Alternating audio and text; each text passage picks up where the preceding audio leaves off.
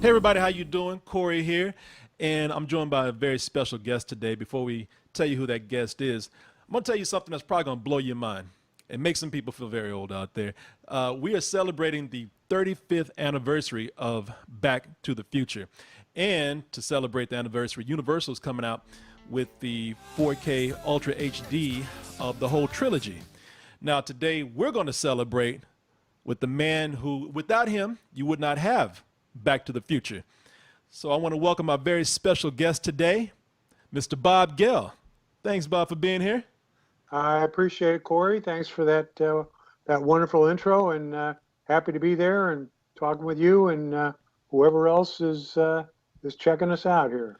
Well, hopefully, be a lot of people checking us out because, I mean, I'll have to tell you, millions upon millions of people not only love this movie, but they see this as one of the perfect movies, most perfect movies ever made, which goes back, of course, to the writing. But you served a lot of roles on that movie. Before we get into all of that, I was reading that, and this is really going to be crazy to some people out there.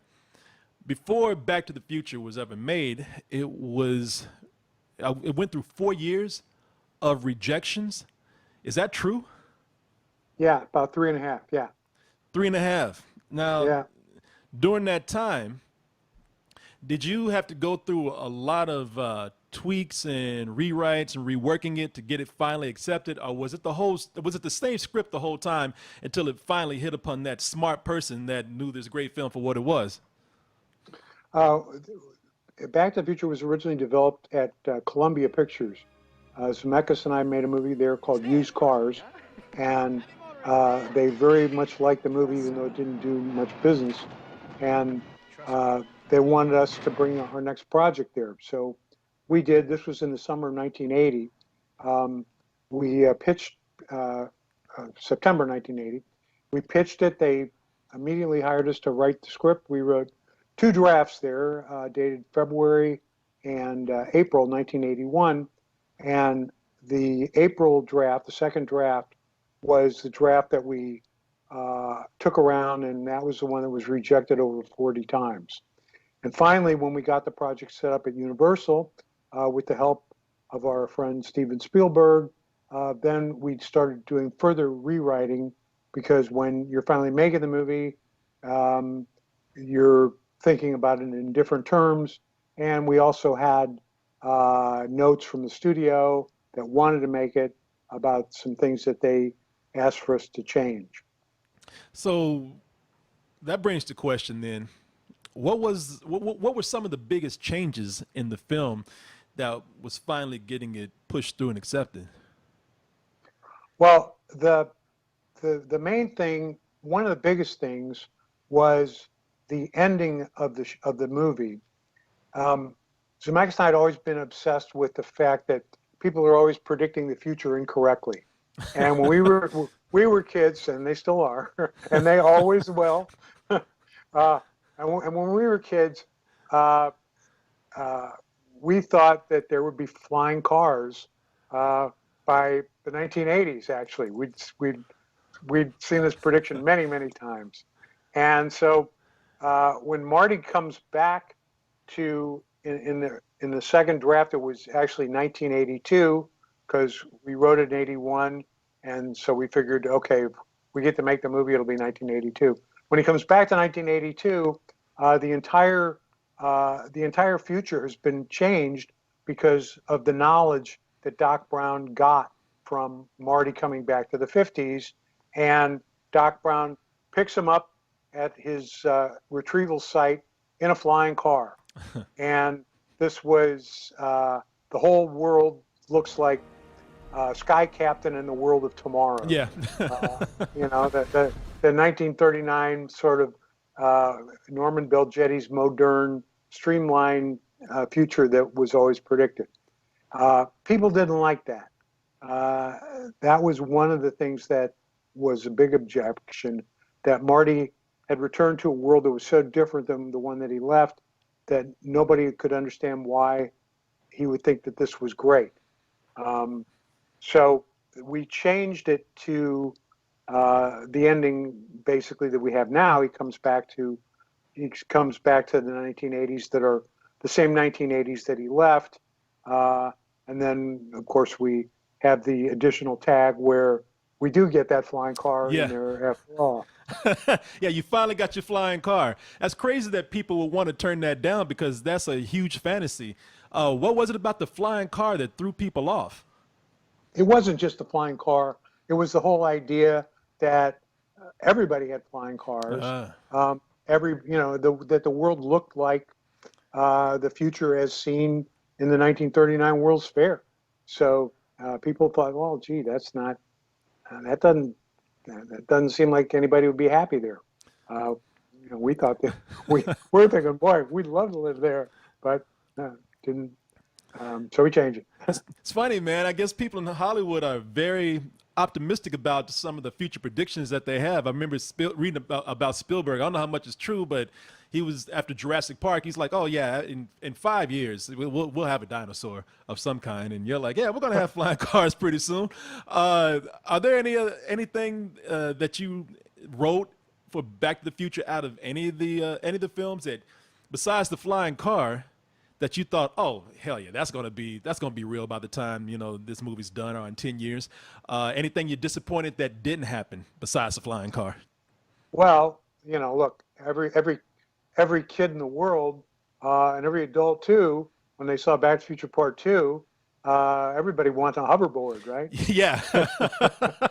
Yeah, I was really upset about that, man, because I read so many misleading things, and of course everybody uses that name now, hoverboard. They use your creation to kind of sell these rip-off Things models with wheels that have wheels on them. Yeah, they don't hover. They don't hover at all. Yeah, that's not a hoverboard. Thank you. Something with wheels on it and it blows up and almost kills you. That is not a hoverboard, man.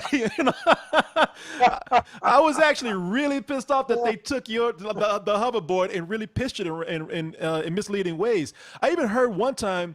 Maybe you could tell me if this is true, because I might be having this what they call the Mandela effect, where I thought something happened and it didn't. Yeah, I know. I thought that Mattel at one time actually did have a prototype of a hoverboard. Was that true or not? Well, here's what Mattel made a replica hoverboard. I forget what year that was, whether that was for 2015 or maybe a little bit earlier than that. So they replicated the hoverboard. Of course, it didn't really work. It was just something that you could have on your shelf back there behind where you're sitting. But there were people working on hoverboards, and there was a company in San Jose whose name escapes me, and I'll probably remember as soon as we finish this interview. But they actually they created a working hoverboard that was magnetic, because I went up there and I rode on it. But the deal was it had to work on a metallic surface. So they had this one room where they had all this, I forget what metal they were using, and you could use it to hover in there. I, not being a very good skateboarder to begin with, I did not last very long balancing on this thing. But it did actually work, and they had these ideas that they were going to use this technology in engineering to help stabilize buildings and structures in unstable environments and so forth. They had some Hendo. That's the name of the company, Hendo hoverboard. And if you Google that, you could probably find some of their videos. And boy, that was a big deal in 2015. Everybody said, "Oh my God, this is really happening." And the other one that I really hoped would happen was fusion power. And this goes back to the first movie, of course. Believe it or not, when the first movie came out, we got a letter from the Department of Defense, and they wanted to know, what do you guys know about fusion power? and Bob and I are just, we're laughing our heads off, right? I mean, the Defense Department thinks that some idiots in Hollywood know all about this technology that they're spending gajillions of dollars trying to figure out. And we said, well, no, we just made this shit up. Yeah. Hey, man, you're too good, man. You know what? I want to come back to some of this right here, but I do want to get on to some things about the movie that I was thinking about today, as opposed to when the movie originally came out. Now, this might be a blasphemous question for people who do see this as a perfect film. You don't touch it, don't change anything. But this takes place in the 50s, and considering the issues of racism we have today and everything that's happening. You also have diversity being a big issue in Hollywood right now. Is there anything that you might have written different or done different had you had this project presented to you today?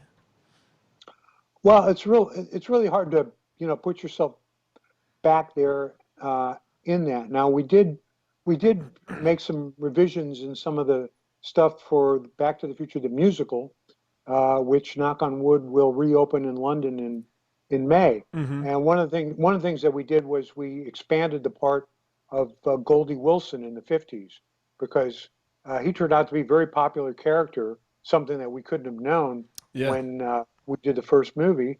And so he makes a reprise later on in the 50s as somebody who helps Doc Brown actually string the cable off of the clock tower for the for the quote unquote weather experiment.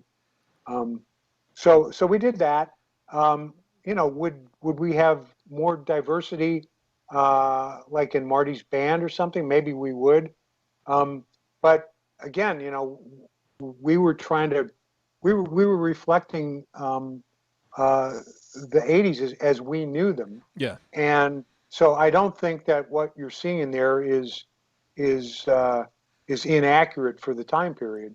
Looking back on it, you want to make some things different or better, or address certain issues of today that really weren't issues then.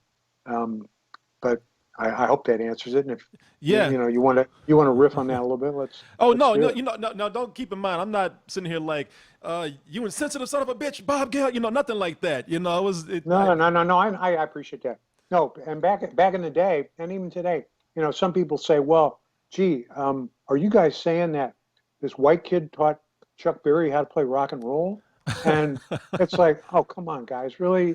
It's a joke. It's not a documentary. Whoopi Goldberg, I think, got real upset about that.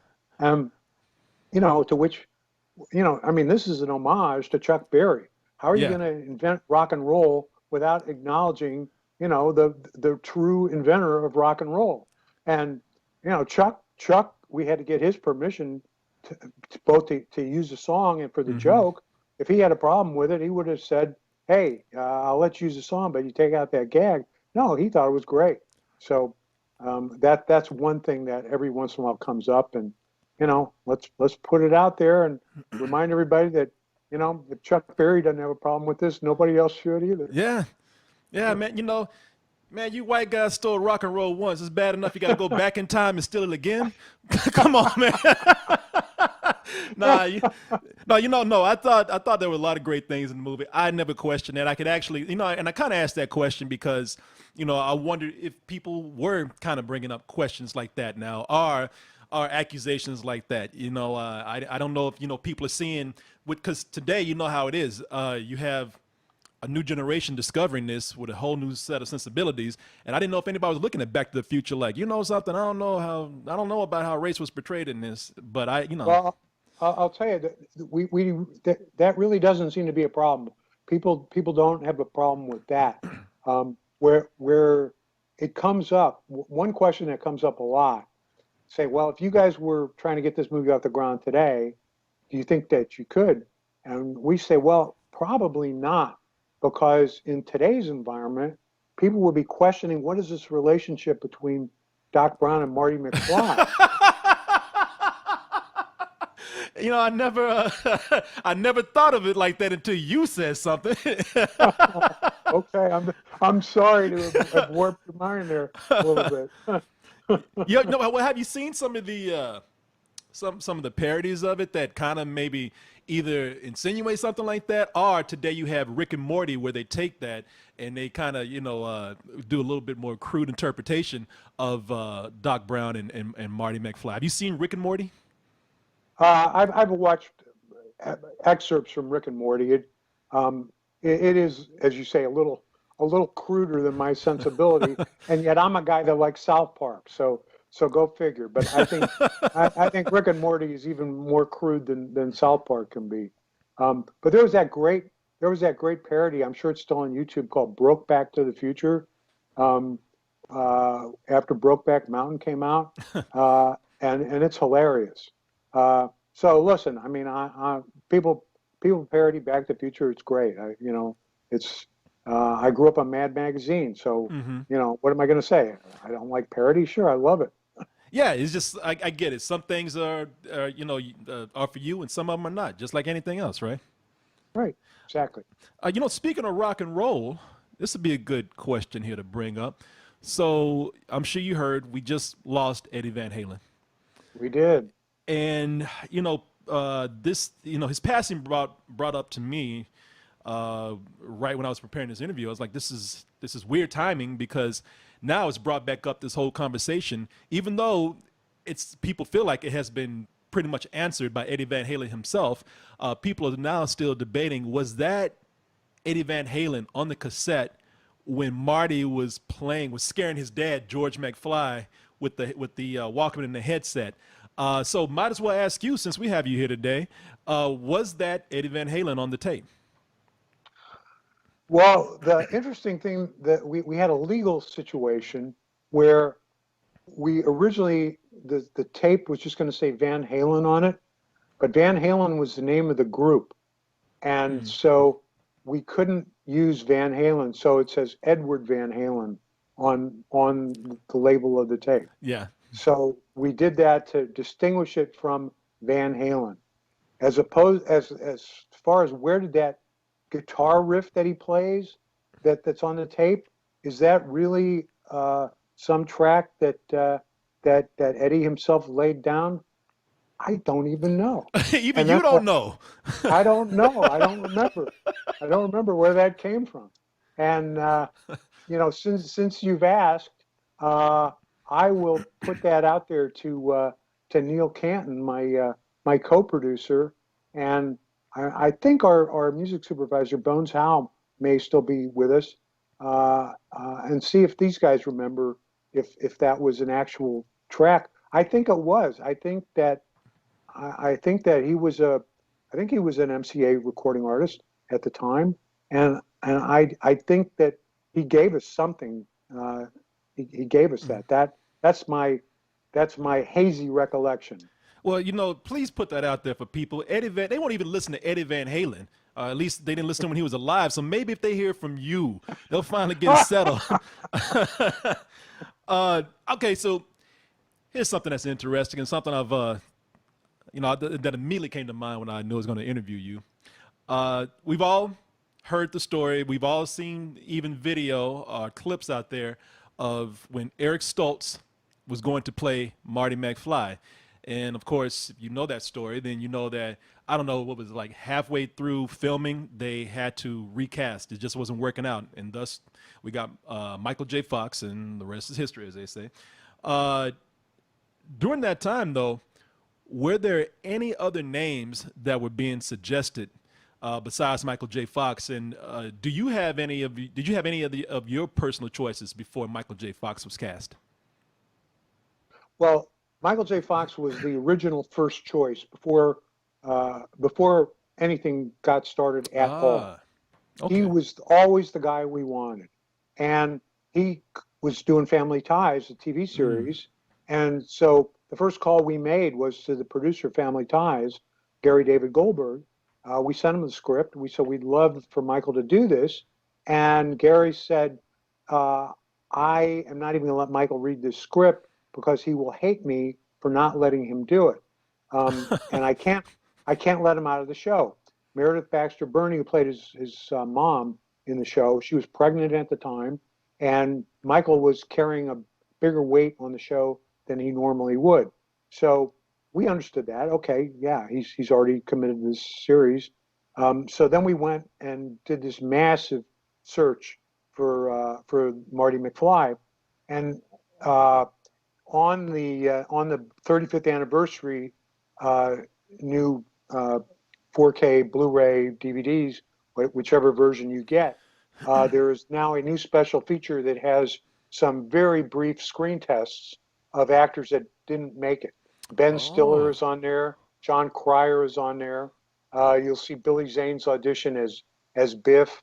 Uh, Kyra Sedgwick as I forget whether she's on there as Jennifer or Lorraine, but there are about 8 of them on there, and there are more that uh, that the performers who were on there didn't allow us to use.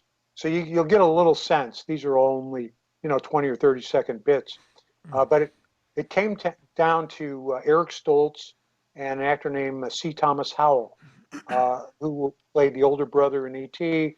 He was in yeah. The Outsiders. He was in a bunch of movies in the 80s, and we all thought that Tommy was going to be the guy.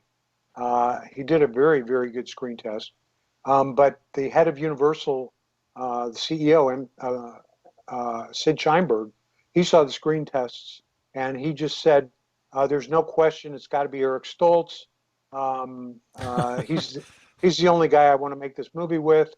And we kind of pushed back with him on it, and he said, "I'm so sure that this kid is going to be great, that Stoltz is going to be great, that it doesn't work out, start the movie again with somebody else." Now, he said that, yeah, he said it, and he said it because nobody ever does anything like this, right? You Yeah. never thought we were ever going to take him up on it.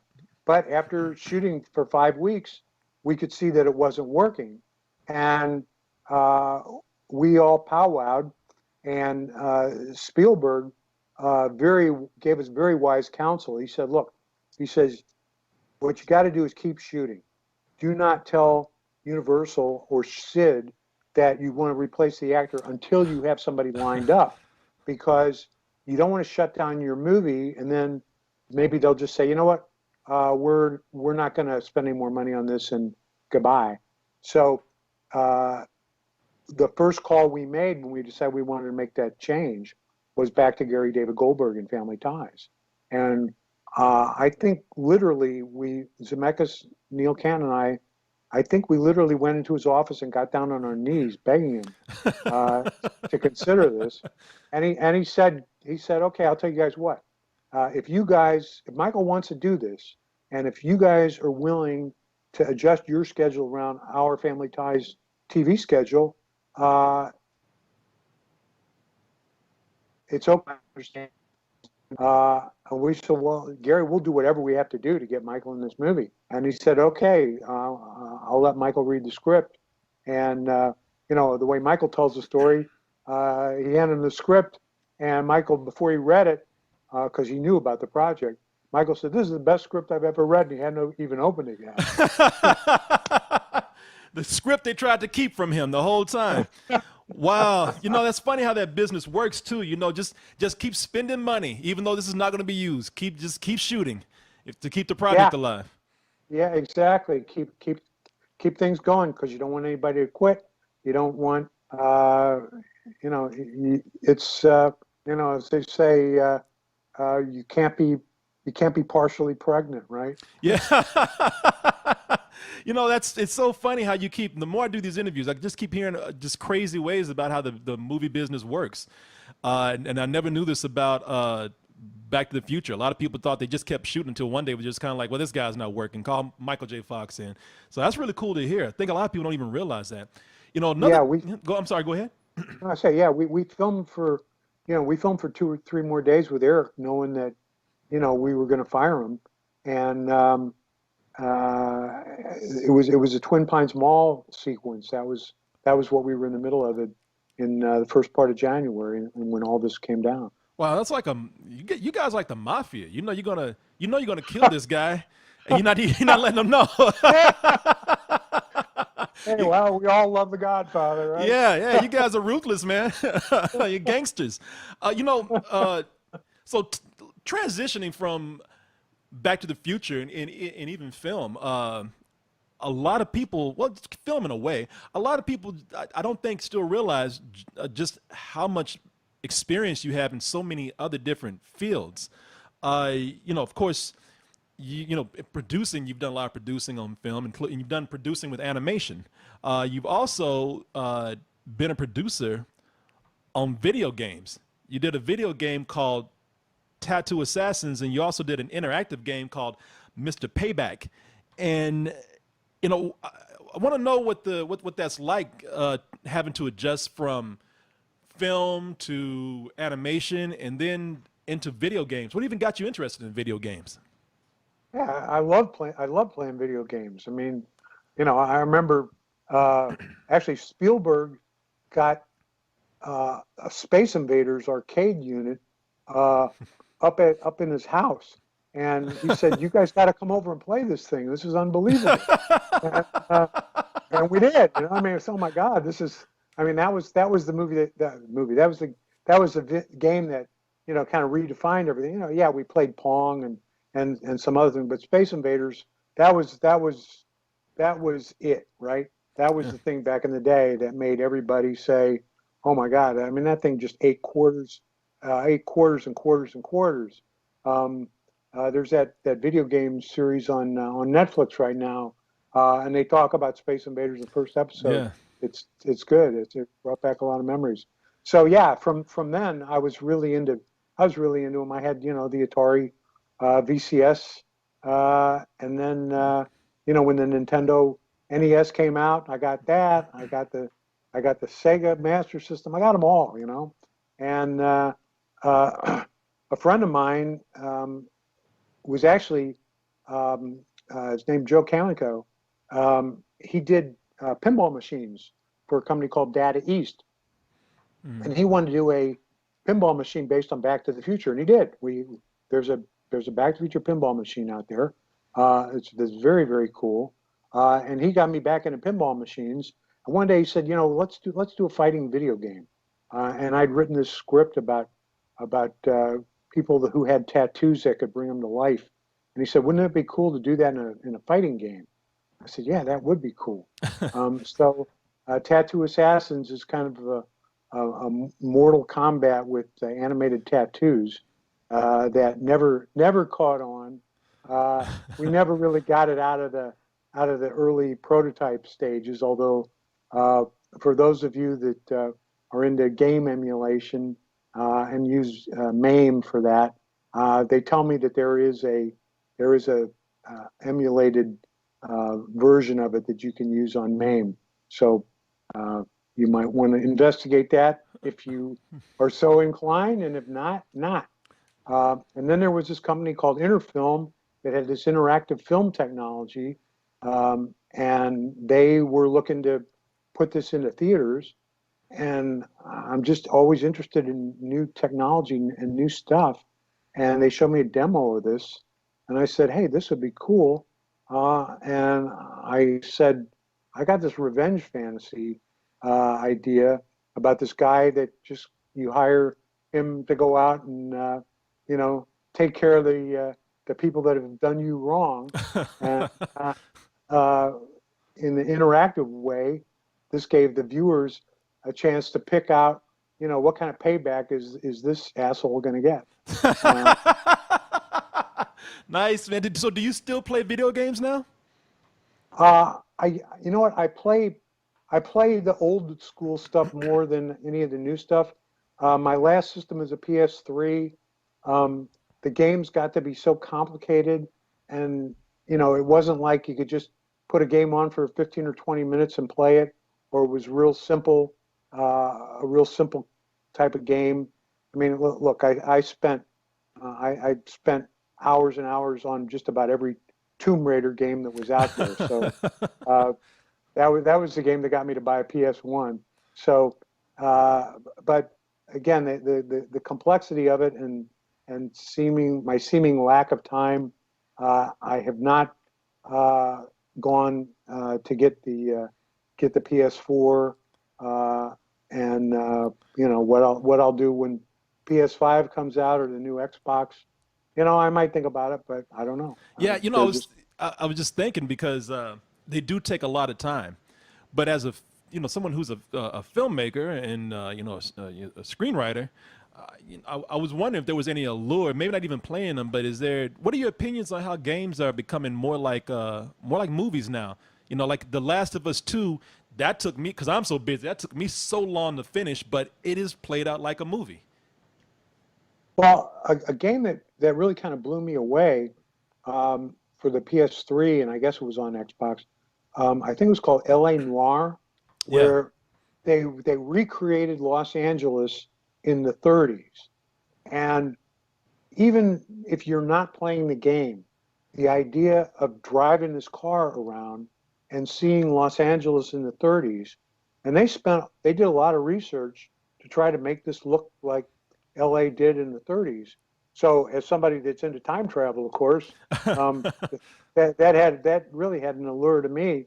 Um, and I was hoping that more people would take that mechanic and kind of say, yeah, we have the ability now to recreate these environments of the past and have you interact in them. And I've checked out Oculus Rift.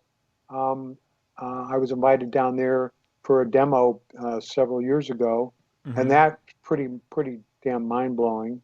Um, I just wearing glasses and putting the goggles on doesn't really work that well. Also, VR is not for you right now. Not yet. Not yet. You know, we're gonna transition from video games now. You're a real geek, man. You've done you've done Yeah, you time travel. You've done video games, and you also did some writing in comics. I You even did. wrote a letter. I was reading. You wrote a letter to Stan Lee that was published at one time. Was that Iron Man #2, or was that? Now I sound like a geek. Was that Iron Man #2? Or was that Tales of Suspense number 98? Those are the things that came up for me. Tales of Suspense 98, which has Black Panther fighting Captain America on the cover. Yeah. That was my first published work. Yeah, I'm on the letters page there, and I did write a letter about Iron Man #2 that I think was published like in Iron Man #5. Uh, I think I got 3, 4, 5 letters printed in various Marvel comics in the '60s. Yeah, when you were Uh, you teenager at the time. yeah, it was high school. Yeah, yeah, Yeah, yeah. So you got those letters published in some Marvel comics, but you did mostly a lot of writing for DC.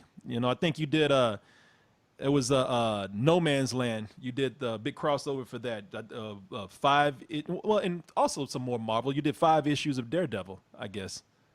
that's right. Yeah, 5 or 6 Daredevils, and a bunch of Spider-Man too. When they retconned Spider-Man and decided he wasn't going to be married anymore, and they launched a series called Brand New Day. Yeah. Uh, so I wrote a bunch of those, and I was a consultant uh, with a group of writers. That was when Spider-Man was coming out 3 times a month, and we would sit down like you would do in the writing room of a TV series, and we would have these summits twice a year at Marvel, and a whole bunch of guys would sit in, and we kind of plot out where we're going to take Spider-Man over the next 6 to 8 months, and how are we going to plan this out. So we did a lot of thinking about that, and and what was kind of good about those was that there was a lot of handoff of the main writers. So everybody would say, okay, you're going to do a 3 issue arc here, you're going to do a 4 issue arc here, you're going to do 2 issues here, different writers, and it helped keep the stories tighter and more disciplined. Because one of my pet peeves about what's happened to comics is that somebody will start writing a story and they don't really know where it's going to go, and then it'll just keep kind of meandering and meandering, Hmm. and and you kind of lose touch of it. And doing it this way, everybody kind of had a focus to say, okay, we're trying to get from point A to point B, which is my view of when you're writing a movie. You always want to know where it's going to end before you start really writing it, because um, that just helps you keep your focus. So you feel like comics were not as focused because I mean those stories keep going on and on and on. They have to continue with the same character sometimes. So you thought, as you say, it was meandering. So writing for movies definitely sounded like it was a little tighter because sometimes there was an end in sight. That's correct. Yeah, yeah. And now there would be those limited series and those things that create your own stuff that, like from Image Comics, Yeah. where you'd say, okay, this is going to be exactly 4 issues. It's going to be exactly 6 issues, and you have the same person on it from beginning to end, same writer artist team, uh, and a lot of great stuff came out of those, and still does. So now that brings me to uh, you writing a script for a comic book property. Uh, you wrote, was it 1986? You wrote a script for Doctor Strange. Yes. Yeah. So at that time, now this is what I read. I don't know if this is true or not, but I think that you accused the writers of the recent Doctor Strange. You said that that there was some plagiarism going on. They took some from your script. Is that true? And if so, is that worked out, or do you still feel like that today? Well, it wasn't. First of all, it's not plagiarism because Marvel uh, paid me for what I did. So everything that I wrote was owned by Marvel. So you can't plagiarize from something that you already have, right? Yeah. So so there were some ideas. I went to the Writers Guild to try to get a shared credit on Doctor Strange in arbitration, and my arbitration was turned down. They said, no, you didn't contribute enough. But there were some things in my script that I thought were important enough that I thought I ought to get credit on. The main thing being that the spells that Doctor Strange uses in my script are all sort of color coded, like they are in the movie. In the comics, if you read the old comics, he utters these poetic spells. By the hairy hosts of Hoggoth and by the all-seeing eye, all this gobbledygook stuff that it works great. It works great in the comic, but wasn't going to work very well in the movie. So I said, let's make it visual and let's not have him say any magic words. And I thought that was an important enough contribution, along with some other things that ought to get me a credit. But the Writers Guild Arbitration Board saw that differently, and so yeah, the movie is what it is. I feel like I did make some contributions. I didn't get credit for them, but hey, that's show business. It's not plagiarism. I don't have a beef with Marvel Productions or with the guys that made the movie. This was, decided the way these things are decided in Hollywood through the Writers Guild, and those are the rules we play by. And if you didn't get 2 points for that last basket because the buzzer sounded, that's the rules, right? Yeah. But you still want some respect, though. Damn it, you want you want to let people know. Yeah. Hey, okay, we've talked about it. Now people say, hey, Gale thought of that. Okay, cool. Yeah, there you go. There you go. We'll try to put you out there as much as we can. Uh, you know, considering how, all right, so you've worked in movies and you've worked in comics. Today, looking at how the superhero genre is just dominating entertainment everywhere. It's dominating movies, and now it's dominating streaming and television. So, with you having experience in both areas, do you want to jump in and maybe write, produce, direct, or do all three for a comic book movie or franchise? Actually, no, not anymore. I did a long time ago, but for me, what's happened to to the to the mainstream comic book universe is the same thing that's happened in the comic books, which is if you aren't up on every comic, if you aren't up on every movie, there's a lot of stuff that you just cannot understand. And yeah, of course, I saw the Avengers movies, but I haven't seen every single Marvel movie. So while I'm watching them, I'm just aware, okay, this is references to some movies that I haven't seen, and I feel kind of lost here. And to me, that's not the way I want to make a movie.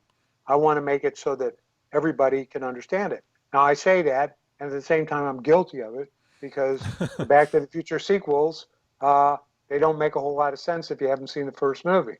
So uh, there you go. I just don't think I'm up on the world of comics these days, mainstream comics in Marvel and DC universe, that I'd be able to do what the fans are expecting. Yeah. Well, I mean, let's be clear. You know, you Back to the Future is just 3 movies over a span of years, where you got Marvel, which is like over 10 movies over the span of a decade. So you know, yours is probably a little easier to follow. You know, I was thinking maybe some things like, have you now again, this might be a little too crude for you, but have you seen Amazon's The Boys? I have not watched it yet. I have it on my queue. I did read a couple issues of it. You know, Garth Ennis wrote the books, and you know he's way out there, of course, and his you know his sense of social responsibility is really out there. I was hoping for more from the series they did based on Preacher, which I thought was a great comic series, but on the TV series not so much. So yeah, I've had 2 people tell me I got to check out The Boys, so it's on my queue, and hey, I'll check it out. This is not so much a question as it is just something that I want to give you some love for, and that is the movie Trespass. I think that's a really Thank you. underrated film. It Yeah, is. you and Robert Zemeckis wrote that, and that's a movie that a lot of people wouldn't think that Robert Zemeckis would even write. But it's a movie with Ice Cube, Ice T, what's his name? Just Bill Bill Paxton is in it. Paxton. It's yeah, people. If you get a chance to see this, this is a very, very underrated movie, and I just wanted to tell you that, you know, since I got you face to face here, and just say I love that film.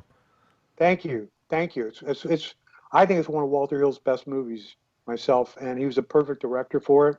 Zemeckis and I wrote this, and it's kind of Deliverance in reverse, mixed up with the Treasure of Sierra Madre. Those were the 2 things that kind of inspired us, and we wrote this thing, and it was, you know, I mean, it was, you know, racially incendiary, especially when we wrote it in the '70s.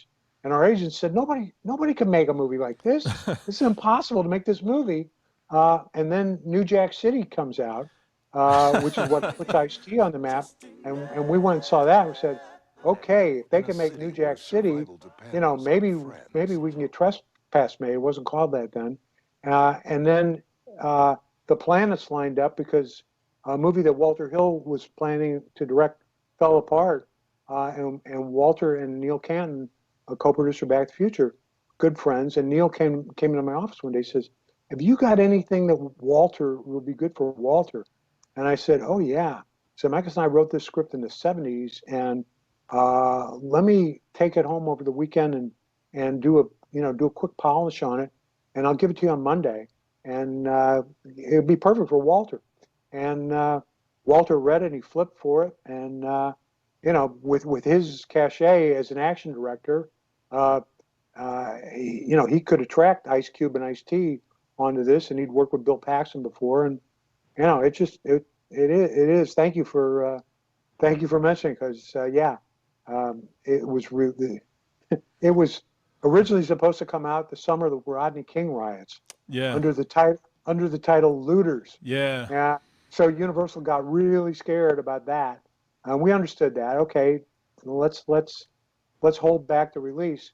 So they made us change the title, and then in an act of, I don't know, insanity, I don't know what, the head of the studio said, "We're going to release this on Christmas Day as Yeah. counter programming," and you know, none of us, Walter, Zemeckis, Neil, none of us could understand what's the ad line going to be? Merry Christmas, motherfucker.